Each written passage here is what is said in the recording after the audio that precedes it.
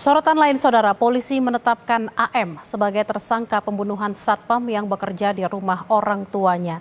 Motif tersangka membunuh korban karena sakit hati, sering dilaporkan pulang malam ke orang tuanya.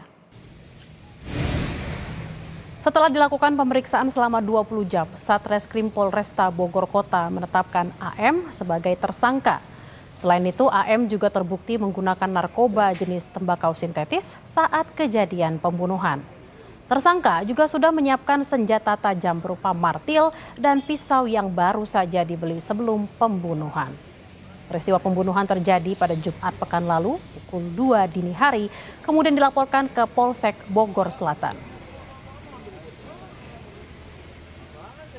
Untuk motifnya untuk sampai saat ini dikarenakan sakit hati karena korban ini sering melaporkan tersangka yang sering pulang malam kepada orang tuanya. Septian, seorang satpam rumah di wilayah Bogor, Jawa Barat yang menjadi korban pembunuhan Jumat lalu, dimakamkan di kampung halamannya di Sukabumi pada Sabtu siang. Suasana duka menyelimuti keluarga saat Septian dimakamkan tak jauh dari rumahnya. Korban meninggalkan 4 orang anak dan istri. Istri korban mengaku sempat berkomunikasi pada Kamis lalu melalui sambungan telepon. Selain berbincang mengenai anaknya, korban juga sempat curhat soal majikannya yang sering bertengkar dengan anaknya. Keluarga korban meminta hukuman yang seadil-adilnya kepada pelaku dan meminta pertanggungjawaban terhadap keluarga korban yang sudah ditinggal. Pas malamnya ngechat, dia tuh terakhir ngechat tuh aku habis itu Berantem.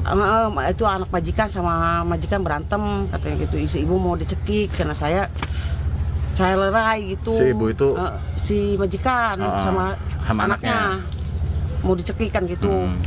Dipisahlah sama suami. Dari situ nggak ada kabar lagi sampai pagi, sampai siang baru ada kabar.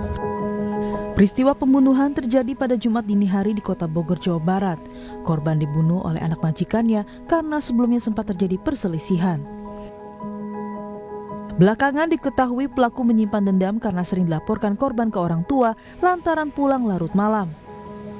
Kasus pembunuhan ini sebelumnya diketahui oleh rekan kerja korban yang mendengar keributan pada jam 2 dini hari. Saat dicek oleh saksi, tersangka sedang bergumul dengan korban yang sudah dalam keadaan terluka.